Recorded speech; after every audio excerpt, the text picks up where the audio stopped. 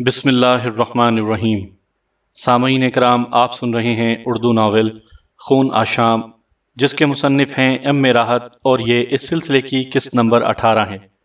مجھے امید ہے آپ کو میری یہ کاوش پسند آ رہی ہوگی۔ آپ نے اگر ابھی تک میرا چینل کہانی گھر سبسکرائب نہیں کیا تو ابھی میرے چینل کو سبسکرائب کر کے بیل نوٹیفیکیشن کو آن کر دیجئے تاکہ آنے والی ہر نئی کہانی کی اطلاع بر وقت آپ تک پہنچ سکے۔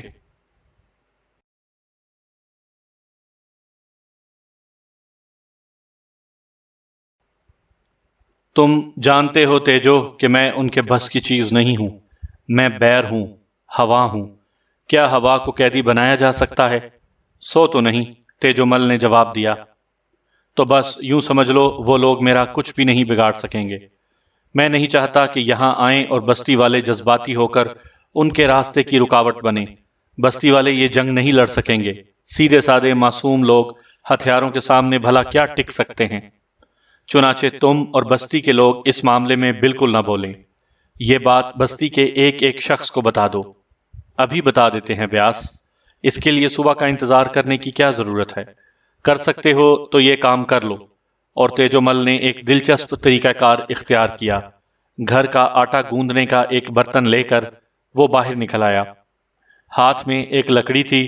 برتن پیٹ پیٹ کر لوگوں کو بتانے لگا کہ بیاس نے جو کچھ کیا ہے وہ خود ہی اس سے نمٹ لے گا۔ اگر رنبیر سنگھ کے آدمی بیاس کو پکڑنے آئیں تو کوئی ان سے کچھ نہ بولے۔ بیاس کا کہنا ہے کہ عقل کا تقاضا یہی ہے کہ وہ لوگ یا تو خاموش رہیں یا پھر چکت لال کے حق میں بولیں۔ کسی کی بات کا برا نہیں منایا جائے گا، بلکہ یہ ضروری ہے۔ تیجو مل جگہ جگہ یہ بات بتاتا رہا۔ خدشہ تیجو مل کو بھی تھا، مجھے بھی تھا، اور شاید بستی والوں کو بھی، کیونکہ بستی والوں نے وہ رات جاگ کر کاٹی تھی۔ دوسرے دن صبح ہی صبح بستی کے بہت سے افراد دوڑتے ہوئے آئے اور تیجو مل کو بتایا کہ بہت فاصلے پر ترائیوں سے رنبیر سنگھ کی فوج آ رہی ہے۔ کوئی 60-70 گھڑ سوار ہیں جو بیاس کو گرفتار کرنے آ رہے ہیں۔ مجھے بھی اطلاع مل گئی۔ میں نے تیجو سے کہا، میں نہیں چاہتا تیجو کہ یہ لوگ بستی میں داخل ہوں۔ کوئی ایک بھی جوش میں آ سکتا ہے۔ میں خود ہی بستی سے باہر جا رہا ہوں۔ تو کیا پکڑوا لوگے اپنے آپ کو بیاس؟ تم اس کی چنتا ہی مت کرو۔ اگر چاہو تو دور ہی سے تماشا دیکھتے رہنا۔ ہاں بس وہ لوگ یہ بات پہچان لیں کہ میں ہی ہوں وہ جس نے ان کے آدمیوں کو مارا ہے۔ ہم نہیں چاہتے کہ تمہیں کوئی نقصان پہنچے بیاس۔ اب اگر خود ہی اپنے من سے پرے ہٹ رہے ہو تو دوسری بات ہے تیجو مہاراج، ورنہ ایک بیر کو نقصان پہنچانا منش کے بس کی بات نہیں ہے۔ تم لوگ چنتا کرو گے اور کوئی کاروائی کرو گے تو میرا سارا کھیل بگڑ جائے گا۔ نہ بیاس نہ، ہم تیرا کوئی کھیل تھوڑی بگاڑنا چاہتے ہیں، جیسے تیری اچھا۔ میں بستی سے باہر نکلا تب بھی محبت کرنے والے لوگ باز نہ رہ سکے۔ وہ بے شک اپنے مکانوں کی اوٹ میں چھپ گئے، لیکن میرا انجام دیکھنا چاہتے تھے۔ پھر میں نے بھی دور سے بے شمار گھڑ سواروں کو آتے ہوئے دیکھ لیا، اور انہیں دیکھ کر میں کچھ اور آگے بڑھایا۔ ان میں یقیناً ایسے کچھ لوگ ضرور ہوں گے جنہیں میری شناخت بتا دی گئی ہوگی۔ میں اطراف کا بھرپور جائزہ لے کر تیار ہو گیا کہ مجھے کیا کرنا ہے، اور ان لوگوں کا انتظار کرنے لگا۔ میرا اندازہ درست ہی تھا۔ ان میں یقینی طور پر ایسے افراد موجود تھے جنہوں نے دوسروں کو یہ بتا دیا کہ وہ دشمن میں ہی ہوں، جس نے رنبیر کے ان ساتھیوں کو نقصان پہنچایا تھا جو پہلے یہاں آئے تھے۔ چنانچہ ان کی رفتار سست ہو گئی۔ انہوں نے ایک نیم دائرے کی شکل میں پھیل کر میرے گرد احاطہ کرنا شروع کر دیا۔ میرے پاس وہ گرز موجود تھا جو میں نے انہی لوگوں سے چھینا تھا، اور میں مستعد تھا۔ انہوں نے مجھ پر رسیوں کی کمندیں پھینکی، حالانکہ بے شمار افراد تھے لیکن میرے قریب نہیں آنا چاہتے تھے۔ رسیوں کی بے شمار کمندیں مجھ پر لگیں، لیکن میں ان کے وار خالی دیتا رہا۔ ایک بھی پھندا مجھے نہیں جکڑ سکا تھا، لیکن پھر 2 پھندے کارگر ہو ہی گئے۔ میری نظر تھوڑی سی چوکی تھی کہ وہ میرے جسم پر آ پھنسے، البتہ اسے وہ اپنی کامیابی قرار نہ دے پائے، کیونکہ میں نے رسیوں کو پکڑ کر زور سے کھینچا اور 2 گھڑ سوار گھوڑوں سے نیچے آ رہے۔ جیسے ہی وہ گرے میں نے پھندے ڈھیلے کر کے اپنے جسم سے پھر باہر نکال دیے، اور اس کے بعد وہ لوگ مجھ پر اندھا دھند ٹوٹ پڑے۔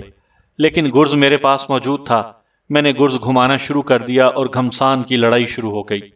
میرا گرز کسی گھوڑے کے جسم پر پڑتا تو اس کی ہنہناہٹ سنائی دیتی، اور وہ اپنے سوار کو پھینک کر لنگڑاتا ہوا بھاگ نکلتا۔ کئی گھوڑوں کے سر میرے گرز سے پھٹ گئے اور کئی گھڑ سوار نیچے گر کر شدید زخمی ہو گئے۔ میں نے انہیں اس کا موقع ہی نہیں دیا تھا کہ وہ مجھ پر قابو پا سکیں۔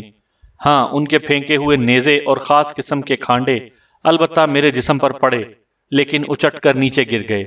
یہ ہتھیار میرے بدن پر بے اثر تھے، اور جب یہ میرے بدن سے ٹکرا ٹکرا کر گر رہے تھے تو مجھے اشیش بھگونت یاد آ رہا تھا، جس نے مجھ پر بے پناہ محنت کر کے مجھے ایک ناقابل تسخیر انسان تو بنا دیا تھا، لیکن اپنی چالاکی سے اپنا منصب کھو بیٹھا تھا، جو میرے دل میں اس کی عظمت کو جگائے رکھتا تھا۔ حالانکہ اگر وہ مجھے گیان شکتی بھی دے دیتا تو میں ہمیشہ اس کی پوجا کرتا رہتا۔ سب کچھ تو بھول گیا تھا اس کے بنا، حالانکہ یہ خیال بھی دل میں آتا رہتا کہ جو کچھ ہوا ہے اچھا ہی ہوا ہے۔ برائیوں کے راستے تو بہت خوبصورت ہوتے ہیں اور ان پر دوڑتے ہوئے کوئی دقت نہیں ہوتی، لیکن کبھی کبھی اچھائیاں کرنے سے بھی دل کو ایک سکون کا احساس ہوتا ہے۔ خاص طور پر اس بستی میں آ کر تو مجھے بہت زیادہ تجربہ ہوا تھا اس بات کا۔ اس سے پہلے شاید چھوٹے موٹے مواقع ملے ہوں، لیکن اس معصوم بستی کے سادہ دل لوگوں کی تھوڑی بہت مدد کر کے جو روحانی سکون حاصل ہوا تھا، اس کا خاص طور سے احساس ہو گیا تھا مجھے۔ میرا گرز چلتا رہا، پھر شاید وہ کسی وجہ سے میرے ہاتھ سے چھوٹ کر گر گیا۔ کسی گھڑ سوار نے میرے شانے پر سے چھلانگ لگائی تھی، البتہ ایک کھانڈا میرے ہاتھ لگ گیا۔ اب یہ ان کی بدقسمتی تھی، گرز کی زد سے تو بچ جایا جائے یہ ممکن ہوتا ہے، لیکن کھانڈا اور وہ بھی میرے ہاتھ میں، گھوڑے کی کمر پر پڑا تو گھوڑا دو ٹکڑوں میں تقسیم ہو گیا۔ کسی کے جسم پر پڑا تو بھلا اس کی کیا مجال کہ جیتا رہ جائے، صابن کی طرح کٹ جاتا تھا۔ میں نے بے پناہ خونی لڑائی لڑی۔ اب مجھے کیا پڑی تھی کہ میں ان کی زندگیوں کا تحفظ کرتا جو خود ہی اپنی زندگی گنوانے آ گئے تھے۔ جسموں کے ٹکڑے زمین پر انبار ہو رہے تھے، گھوڑے ہی نہنا رہے تھے، سواروں کو لے کر بھاگ رہے تھے۔ یہی بہتر تھا کہ رنبیر سنگھ کے سپاہیوں نے بستی کی جانب رخ نہیں کیا تھا، ورنہ مجھے بستی کی جانب پیچھے ہٹ کر ان سے جنگ کرنا پڑتی یا ان کا تعاقب کرنے کے لیے میدان چھوڑنا پڑتا۔ جو صورتحال انہوں نے دیکھی تھی وہ ان کے لیے ناقابل یقین تھی، اور وہ میرے جسم پر کوئی ضرب کاری نہ پا کر بدحواس ہو گئے تھے اور اب کسی قدر خوف زدہ نظر آنے لگے تھے۔ میں نے انہیں آپس میں کانا پھوسیاں کرتے ہوئے دیکھا۔ غالباً وہ اس بات پر تبصرہ آرائی کر رہے تھے کہ ہتھیار میرے بدن پر بے اثر کیوں ہیں اور میری یہ جسمانی قوتیں اس قدر ناقابل یقین کیوں ہیں۔ انہوں نے مجھے زیر کرنے کی کچھ اور کوششیں کی اور ان میں سے کچھ اور مارے گئے۔ اس کے بعد انہوں نے گھوڑوں کے رخ موڑ دیے، وہ میدان چھوڑ کر بھاگ گئے تھے۔ جیسے ہی ان کے گھوڑے نگاہوں کی حد سے نکلے، بستی دھول گری کے لوگ شور مچاتے ہوئے اوٹ سے نکل آئے، عجیب عجیب نعرے لگا رہے تھے۔ کوئی تیجومل کی جے جے کار کر رہا تھا، کوئی بیاس کی، پھر وہ مردہ سپاہیوں کے ہتھیاروں اور لباسوں پر ٹوٹ پڑے۔ غریب لوگوں کے لیے یہ بہت کچھ تھا۔ تیجو البتہ محبت سے میرے پاس آ گیا۔ تمہارے چوٹ تو نہیں لگی؟ نہیں تیجو مہاراج، تم نے تو ان کا پلڑا ہی اکھاڑ دیا۔ کیا کرتا؟ ہاں سو تو ہے، تیجو آہستہ سے بولا۔ بستی والے اپنا کام کرتے رہے، سپاہیوں کو بے لباس کر دیا گیا تھا، پھر ان کے مردہ بدن شمشان گھاٹ لے جا کر اجتماعی چتا جلا کر بھسم کر دیے گئے۔ گھوڑے جنگلوں میں ہنکا دیے گئے۔ چکت لال تو بھاگ ہی چکا تھا، چنانچہ اب تیجومل دھول گری کا چودھری بن گیا۔ صبح سے لوگوں کی آمد شروع ہو گئی، جسے دیکھو کوئی نہ کوئی بھینٹ لیے چلا آ رہا ہے۔ تیجو کو منع ہی کرنا پڑا۔ ارے بھائیو، کیا کریں گے ہم اتنی ساری چیزوں کا؟ ہمارے کس کام آئیں گی؟ ہم بیاس دیوتا کے لیے بھینٹ لائے ہیں، کیا اب بھی تم یہی کہو گے کہ وہ منش ہے، تمہارا بھتیجا ہے؟ تو اور کون ہے؟ وہ دیوتا ہے جس نے تمہارے گھر استھان کیا ہے۔ سو تو ہے، تیجو نے محبت سے کہا۔ اس طرح مجھے ان معصوم لوگوں نے دیوتا کا درجہ دے دیا۔ تیجو کی عزت بہت بڑھ گئی، اس کی خوشیاں بے پایاں ہو گئیں، لیکن سیانوں کی آنکھیں دور تک دیکھ رہی تھیں۔ وہ تیجو مل کے گھر کے سامنے جمع ہو گئے۔ ہم بات کرنے آئے ہیں تیجو مہاراج۔ آؤ بزرگوں، اندر آ جاؤ، تیجو نیاز مندی سے بولا، اور املی کے درخت کے نیچے سبھا جم گئی۔ آگے کیا ہوگا یہ بات سوچنے کی ہے۔ ہاں یہ تو ہے، چکت لال سسرا رنبیر کے پاس پہنچ گیا ہے، دو راکشس مل بیٹھے ہیں، پھر جاگیردار کو جو نقصان اٹھانا پڑا ہے وہ کم نہیں ہے۔ بات مہاراج کرنام سنگھ تک پہنچ گئی، ضرور پہنچے گی، پھر کیا کرو گے؟ اگر ان دونوں سسروں نے کرنام سنگھ کو ہمارے خلاف کھڑا کر دیا تو سمجھ لو دھول گری تو تباہ ہو گئی۔ وہ کیسے؟ राजा की फौजें धूलगिरी को छोड़ देंगी? व्यास देवता रक्षा करेंगे हमारी। वो तो ठीक है, मगर राजा की फौजें थोड़ी नहीं होंगी। व्यास देवता जंग करेंगे इनसे और दूसरे सिपाही धूलगिरी को आग लगा देंगे। एक सियाने ने कहा, तुम लोग इसकी फिक्र मत करो, मैं ऐसा नहीं होने दूंगा। मैंने कहा, आप महान हैं महाराज, मगर ऐसा कैसे होगा? चकतलाल और रणबीर सिंह को मुझसे दुश्मनी है, धूलगिरी या यहाँ के रहने वालों से नहीं। मैं खुद राजा करनाम सिंह के पास जाकर यह बताऊंगा कि चकतलाल और रणबीर ने मिलकर धूलगिरी वालों की जिंदगी हराम कर दी थी, जिसकी वजह से मुझे मुदाखलत करना पड़ी। ना ही व्यास महाराज, ऐसा ना होगा। क्यों? इसलिए कि राजा करनाम सिंह खुद भी कोई अच्छा आदमी नहीं है। उसने अपने भाई वीर सिंह की हत्या करके राजगद्दी ली है। वो वीर सिंह का सुतेला भाई है। अपनी जनता के साथ भी उसका सलूक अच्छा नहीं है। सब कुछ लूट लिया है उसने जनता का, खजाने भर लिए हैं। हर उस आदमी पर जुल्म करता है जो उसके जुल्म के खिलाफ आवाज उठाता है। इसलिए वो अपने ही जैसे जालिमों की बात सुनेगा और कोई इंसाफ नहीं करेगा। ये फिर सोचने की बात है, मैंने पुरख्याल अंदाज में गर्दन हिलाकर कहा। और फिर ये तो बिल्कुल नहीं हो सकता व्यास देवता जी कि हम आपको मौत के मुंह में भेज दें। भगवान ने आपको बैर शक्ति दी है, पर राजा की फैली हुई फौजों के सामने बैर शक्ति कहां तक साथ देगी? अब हम ऐसे बुज़दिल भी नहीं हैं कि अपनी रक्षा करने वाले देवता को इस तरह मौत के मुंह में फेंक दें। खैर, तुम लोग तो इसकी चिंता ही ना करो, लेकिन अगर ये बात है तो फिर कुछ और सोचते हैं। मेरा ख्याल है हमें होशियार रहना चाहिए। कुछ लोगों को पहरे पर बिठा दिया जाए। अगर राजा करनाम सिंह की तरफ से ऐसी कोई कार्रवाई देखी जाए तो फौरन ही एक दूसरे को खबर कर दी जाए। फिर मैं कोशिश करूंगा कि राजा की फौजें धूलगिरी तक ना पहुंचने पाएं। इसके साथ साथ ही अगर कोई ऐसा मौका मिल गया मुझे जिससे राजा करनाम सिंह को यह समझाने की बात हो सके कि रणबीर और चकतलाल बहुत बुरे आदमी हैं, तो मैं इस मौके से जरूर फायदा उठाऊंगा। बहरहाल, तुम लोग चिंता मत करो। धूलगिरी को नुकसान पहुंचाना इतना आसान नहीं होगा। जो सबक उन्हें मिल चुका है, अगर वो उसे दोबारा दोहराना चाहेंगे तो इस बार उन्हें बहुत बड़ा नुकसान उठाना पड़ेगा। वो लोग चले गए, लेकिन बात ऐसी थी कि मुझे खुद भी उसके बारे में सोचना पड़ गया था। बिलाशुबा ये सब कुछ इतना आसान नहीं था जितना आसान समझ लिया गया था। करनाम सिंह के बारे में उन लोगों ने जो तफसीलात बतलाई थी वो अलग तफसील थी, और उस नुक्ते पर भी गौर करना था कि बुरा आदमी बुरे ही आदमियों का साथ देगा, इससे किसी अच्छाई की तवक्को रखना बिल्कुल बेकार है। तेजो बस अपनी खुशियों में डूबा हुआ था। मंसूबे बनाना उसकी आदत थी, और अब तो तेजो तेली, जिसे हर शख्स कमजोर समझकर दबा लिया करता था, धूलगिरी का सबसे ताकतवर आदमी था। कोलू वगैरह बंद कर दिया था। वो बेटियों के लिए अच्छे रिश्तों के ख्वाब देखने लगा था। भेंट देने वाले बराबर भेंट दे रहे थे। कम से कम ऐसे सादा लोगों में जज्बा एहसानमंदी हमेशा होता है। राजमहलों में ऐसे लोग नहीं पाए जाते। वक्त गुजरता रहा, ना तो रणबीर की तरफ से कोई और कार्रवाई हुई और ना ही चकतलाल या करनाम सिंह की तरफ से धूलगिरी वालों को कोई पैगाम मसूल हुआ। धूलगिरी के मामूलात जारी हो गए। लोग जिस तरह मंदिर जाते थे उस तरह एक वक्त लोग तेजोमल के कच्चे पक्के घर के सामने आकर जरूर देवता के दर्शन किया करते थे। हालांकि मैंने उन्हें लाख समझाने की कोशिश की थी कि मैं देवता नहीं हूं, मगर उनके दिलों से यह ख्याल नहीं निकाल सका था। एक शाम जब मैं इमली के दरख्त के नीचे आंखें बंद किए बैठा सोच में डूबा हुआ था, शिल्पा मेरे पास आई और कहने लगी, व्यास महाराज, पिताजी नहीं आए अभी तक, कहाँ चले गए? सुबह से गए हुए हैं, पता नहीं कहाँ रह गए। माताजी बहुत सी जगहों पर देख आई हैं, थोड़ी देर के बाद आने के लिए कह गए थे। मैं देखता हूं, मैंने कहा और बाहर निकल आया। कोई खास बात दिल में नहीं आई थी, लेकिन पूरी बस्ती घूम ली। एक एक से पूछा। मेरे कहने पर सभी तेजो की तलाश में लग गए थे, लेकिन पहले तो पूरी बस्ती छान मारी गई और इसके बाद दूर दूर तक के अतराफ। तेजो रात तक नहीं आया। उसे परली पार के बागात में देखा गया था, अक्सर वहां जाता रहता था। आसपास में दरिंदे भी नहीं थे, कोई ऐसा गहरा कुआं या खाई भी नहीं थी जिसमें तेजो के गिर जाने का खतरा हो। फिर वो कहां गया? रात भर उसकी तलाश जारी रही। दूसरे दिन भी बस्ती वालों ने अपना काम बंद रखा। तेजो को एक खास अहमियत हासिल हो गई थी मेरी वजह से। चुनाचे सब ही उसके लिए परेशान नजर आ रहे थे। वो दिन भी गुजर गया। बसंती, शिल्पा और रूपा ने रोते रोते बुरा हाल कर लिया था।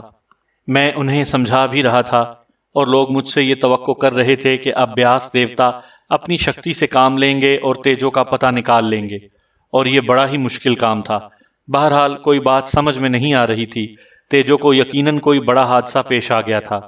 2 دن اور تیسری رات بھی گزر گئی اور اس بات پر بھی یقین کر لیا گیا کہ تیجو یا تو کسی بہت بڑی مشکل میں پھنس گیا ہے یا پھر اس دنیا میں ہی نہیں ہے، اور اس کا اندازہ چوتھے دن صبح کو ہوا جب کرنام سنگھ کے 6 سپاہی بستی دھول گری پہنچے۔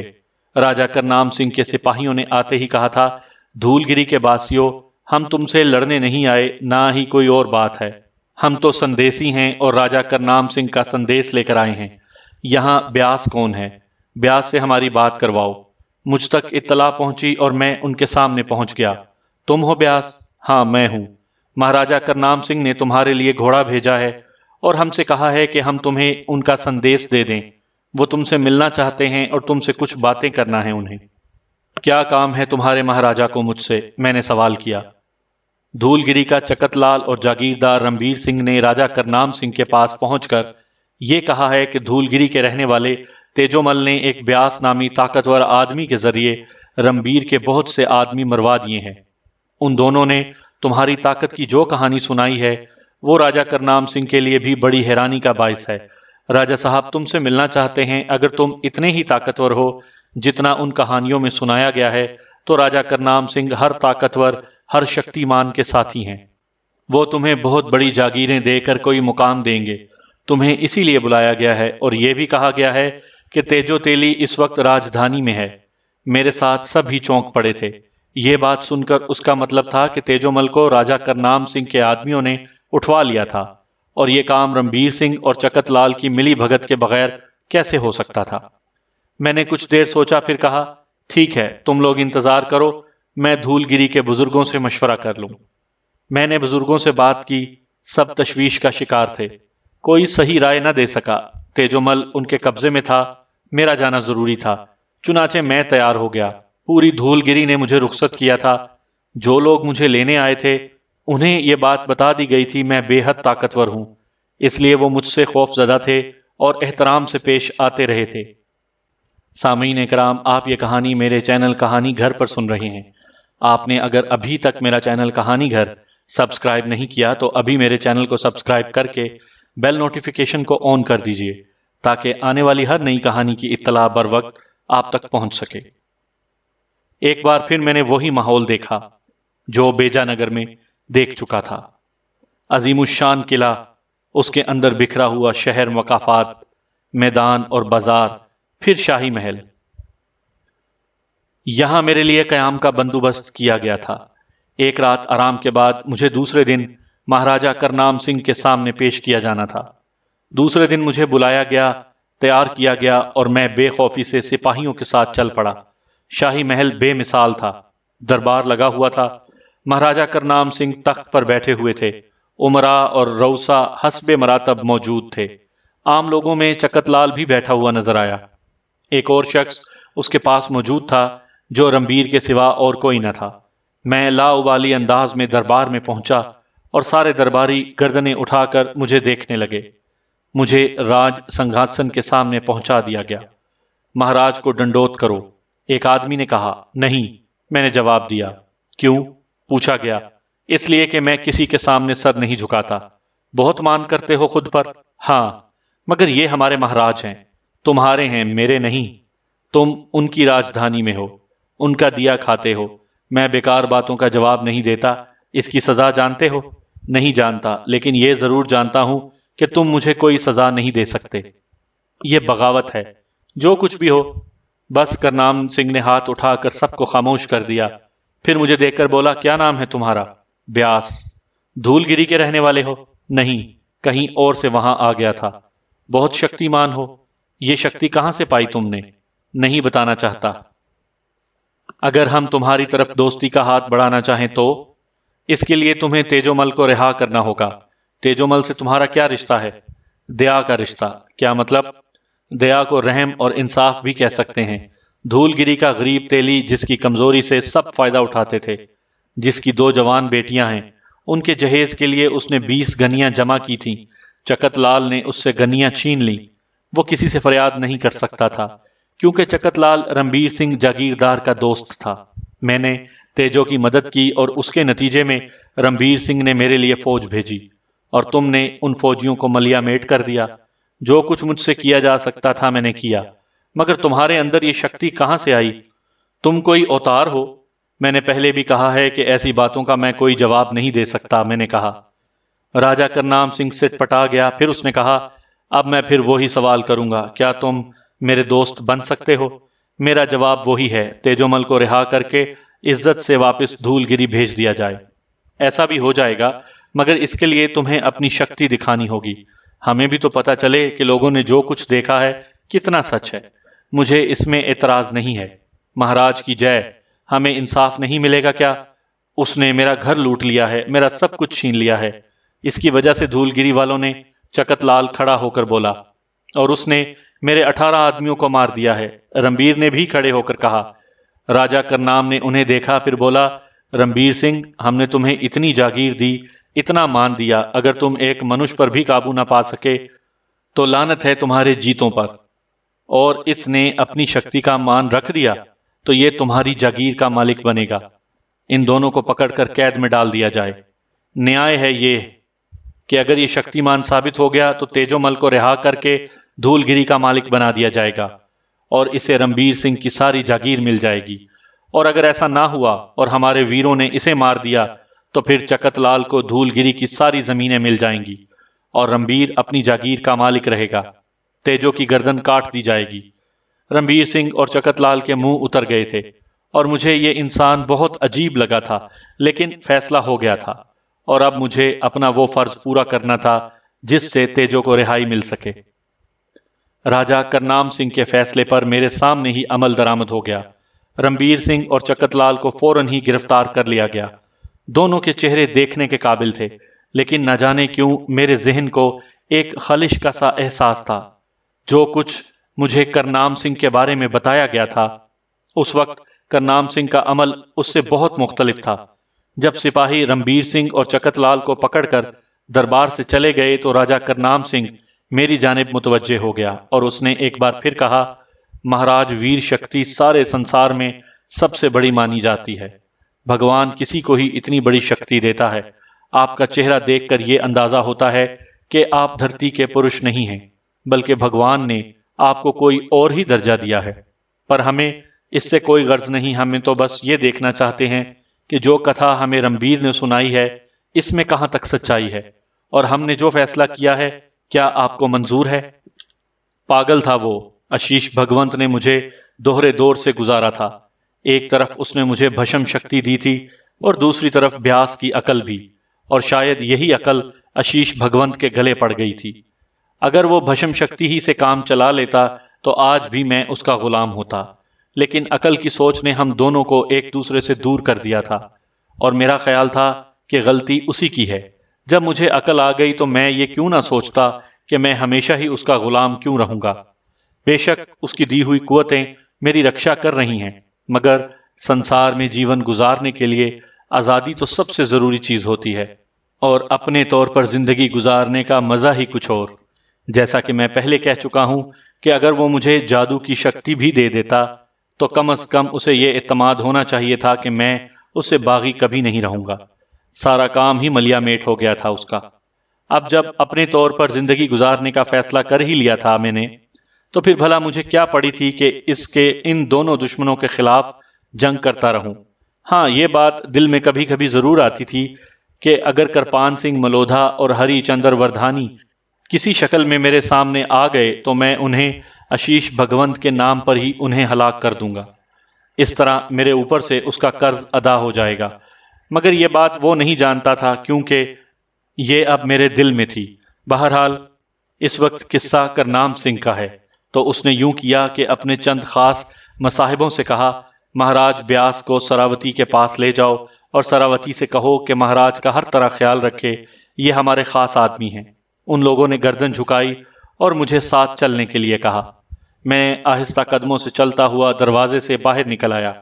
خادم مجھے لیے ہوئے محل کے بہت سے حصوں سے گزرے اور پھر ایک بالکل ہی الگ تھلگ حصے میں آ گئے، جہاں بنی ہوئی خوبصورت عمارت کو دیکھ کر مجھے ایک فرحت کا احساس ہوا تھا۔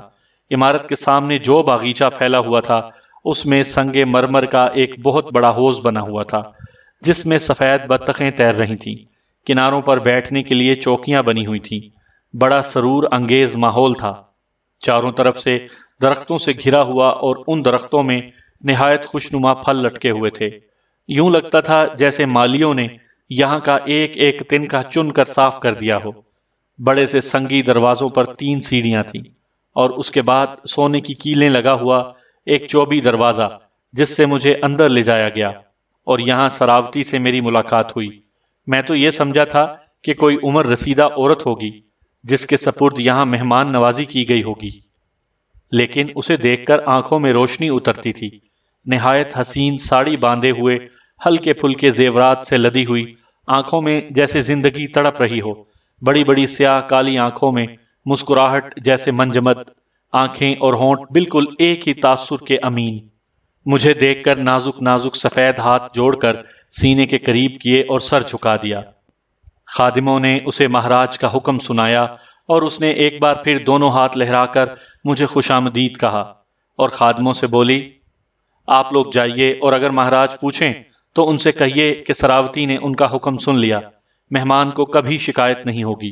پھر سراوتی نے اپنی نغمہ بار آواز میں مجھ سے کہا، آئیے مہاراج، آپ کو آرام کی جگہ بتا دوں، اور یہ تو کہنے کی ضرورت ہی نہیں ہے کہ اب یہاں جتنے لوگ موجود ہیں سب آپ کے داس ہیں۔ کسی چیز کی ضرورت ہو تو فوراً بتا دیجئے۔